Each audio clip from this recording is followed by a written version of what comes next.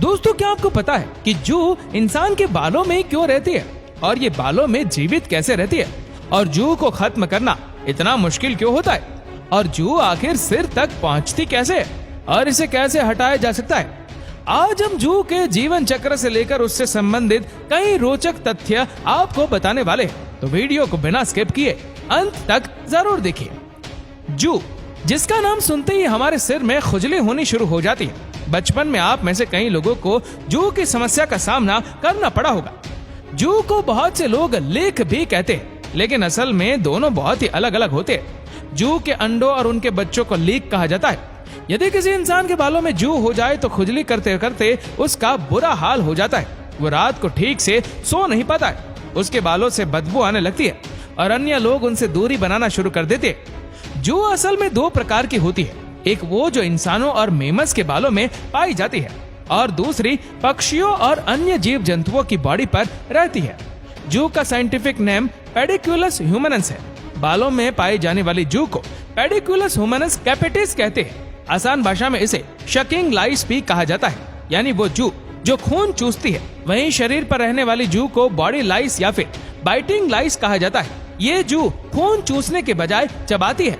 जू को परजीवी यानी कि पैरासाइट भी कहा जाता है। अब आप सोच रहे होंगे कि भला कोई जू इंसान के शरीर तक कैसे पहुंच जाती है। तो दोस्तों, कई तरीकों से जू बालों तक पहुंच सकती है। जू एक सिर से दूसरे सिर में बहुत तेजी से ट्रांसफर होती है। साथ में रहने से, साथ में सोने से, खाने से, समय बिताने से जू सिर तक पहुंच जाती है। जू वाले लोगों की चीजें जैसे कि तौलिया, कंघी या कपड़े इस्तेमाल करने से भी जू आपको अपना शिकार बना सकती है। इसके अलावा बालों में गंदगी रहने और साफ सफाई पर ध्यान न देने के कारण भी जू की समस्या का सामना करना पड़ जाता है। जू का जीवन चक्र एक अंडे से शुरू होता है। एक मादा जू दिन में 5 से 10 अंडे देने में सक्षम होती है। ऐसे में आप अंदाजा लगा सकते हैं कि कितनी तेजी से विकास करती है। जू का अंडा पीला या सफेद रंग का होता है और ये इतना छोटा होता है कि इसे आंखों से देखना काफी मुश्किल होता है। जू के अंडों को नीड्स कहा जाता है। करीब 1 हफ्ते के बाद जू के बच्चे अंडों से बाहर निकलना शुरू कर देते हैं। जू के बच्चों को नीफस भी कहा जाता है और इनका रंग डल येलो होता है। पैदा होते ही जू के बच्चे खून चूसना शुरू कर देते हैं। करीब 1 हफ्ते में बच्चे अपने युवा अवस्था में पहुंच जाते हैं। ये लंबाई में 0.8 mm से लेकर 2 mm के बीच होते हैं और इसका डायमीटर 0.3 mm का होता है। इनकी शेप थोड़ी ओवल होती है। जू का जीवन चक्र करीब 30 दिनों का होता है। एक महिला के शरीर में जू 25 से 30 दिनों तक जीवित रह सकती है, तो वहीं पुरुषों में इनकी लाइफ स्पैन कम देखने को मिलती है। पुरुषों के सिर में जू आमतौर पर 20 दिनों तक जिंदा रह सकती है। जू जब इंसान का खून चूसती है तो वो अपना स्लाइवा खोपड़ी में इंजेक्ट करती रहती है और यही वजह है कि इंसान के शरीर में खून के थक्के यानी कि प्रोटीन नहीं होती। जू के पंजे काफी ज्यादा मजबूत होते हैं। इनके 6 पैर होते हैं और इनकी पकड़ भी काफी ज्यादा मजबूत होती है। जू को बालों से निकालना इसलिए इतना मुश्किल होता है क्योंकि ये स्किन को पूरी तरह से जकड़े रहती है। आप शायद सोच रहे होंगे कि जू आखिर बालों में ही क्यों रहती है, खून तो ये अन्य हिस्सों से भी चूस सकती है। तो दोस्तों, असल में जू गर्म हिस्सों में रहना ज्यादा पसंद करती है और गर्म जगहों में ही वो तेजी से प्रजनन भी करती है। बालों के भीतर अधिकतर समय गर्माहट बनी रहती है और जितने घने बाल होंगे उतनी ही तेजी से ये जू का विकास होगा। कहा जाता है कि भारत में जू अमेरिका से आए, लेकिन अमेरिका और अफ्रीका में आज जू की समस्या बहुत ही कम हो गई है। आपको जानकर हैरानी होगी कि एक बार अफ्रीका के कई हिस्सों में जू की समस्या बहुत बढ़ गई थी और इससे बचने के लिए लोगों ने अपने सिरों में DDT पाउडर लगाना शुरू कर दिया था, जो एक प्रकार से पेस्टिसाइड होता है। सिर में पाए जाने वाले जू बालों के बाहर केवल 1 या 2 दिनों तक ही जिंदा रह पाती है। जू की लगभग 532 प्रजातियों की खोज अब तक की जा चुकी है। एक बात और आपको जानकर हैरानी होगी कि जू 8 घंटे तक अपनी सांस रोक सकती है। ऐसे में अगर यदि आप चाहे कि कुछ देर तक सिर को पानी में डुबो कर रखे या फिर स्विमिंग पूल में रहने से आपके सिर की जू चली जाएगी, तो ये आपकी गलतफहमी है। जू की समस्या 5 से 15 साल के बीच बच्चों के अंदर सबसे ज्यादा अधिक देखने को मिलती है। दिन भर स्कूल और अन्य बच्चों के साथ खेलने और मिलने के कारण एक सिर से दूसरे सिर में जू आसानी से पहुंच जाती है।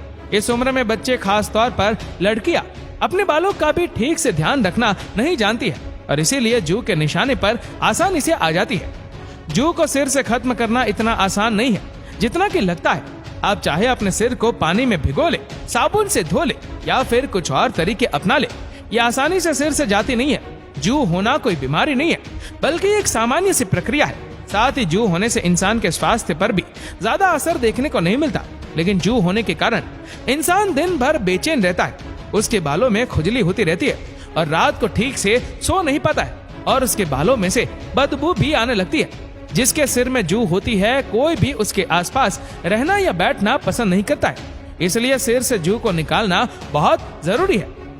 सिर से जू को निकालने के कई तरीके हैं। एक तरीका जो आपकी मम्मी ने बचपन में जरूर अपनाया होगा, वो है कंघी से बाल बनाना। कंघी के दांत बहुत बारीक होते हैं और उनमें जू और लीक आसानी से फंस जाती है। इससे जू निकालने का एक पारंपरिक तरीका भी कहा जा सकता है। कई दिनों तक रोजाना कुछ देर कंघी करने से जू की समस्या से काफी हद तक निजात मिल जाती है। सिर से जू को पूरी तरह से निकालने के लिए साफ सफाई का खास ध्यान रखें। समय समय पर अपने बाल धोते रहे। बाल धोने के लिए आजकल बाजार में कई प्रकार के शैम्पू और केमिकल्स आ गए हैं, जिनकी मदद से काफी जल्दी सिर के जू खत्म की जा सकती है। जू की समस्या से बचने के लिए ऐसे लोगों से दूरी बनाए रखें जिनके सिर में पहले से ही जू मौजूद है। खास तौर पर अपने बच्चों को इसके बारे में जरूर बताएं कि स्कूल में जू वाले बच्चों के साथ ना बैठे या उनसे थोड़ी दूरी बनाकर रखें। हालांकि ये भी उन्हें जरूर बताएं कि किसी भी बच्चे के साथ अलग बर्ताव ना करें। ऐसा बर्ताव करे कि उसे ऑकवर्ड भी ना लगे और आप भी जू से भी बच जाए। सिर से जू को खत्म करने के लिए आप डॉक्टर की सलाह भी ले सकते हैं। कई बार जू के कारण बालों के अंदर सड़न होने लगती है, वो बांस मारने लगते हैं, सिर में पिंपल्स और दाने भी निकल आते हैं। यदि ऐसी कोई समस्या हो तो तुरंत ही डॉक्टर की परामर्श ले। जू निकालने के लिए आप नीम के पेस्ट का भी इस्तेमाल कर सकते हैं। कुछ नीम की पत्तियां ले और उन्हें पीस कर पेस्ट बना ले। अब वो पेस्ट कुछ देर के लिए अपने सिर में लगा कर रखे और थोड़ी देर बाद शैम्पू की मदद से बाल अच्छी तरह से वॉश कर ले। कुछ दिन तक ऐसा करने से जू से निजात मिल जाएगी। इसके अलावा सिर में आप ट्री ऑयल का भी इस्तेमाल कर सकते हैं। इसे भी जू की समस्या में काफी राहत मिल सकती है। तो दोस्तों, ये थी जू के बारे में पूरी जानकारी। दोस्तों, मुझे यकीन है कि आज से पहले जू के बारे में इतनी बारीकी से आपको किसी ने नहीं बताया होगा और ना ही कभी इतनी जानकारी आपको कहीं पढ़ने को मिलेगी। अगर आपको आज की वीडियो पसंद आई तो इस वीडियो को अधिक से अधिक शेयर करें और कमेंट करके हमें जरूर बताएगा क्या आपके सिर में कभी जू थी या नहीं। और ऐसे ही और भी फैक्ट वीडियो को देखने के लिए फॉलो करें हमारे पेज को और सब्सक्राइब करें हमारे YouTube चैनल को, जिसके लिंक हमने नीचे कमेंट सेक्शन में दे रखी है। धन्यवाद।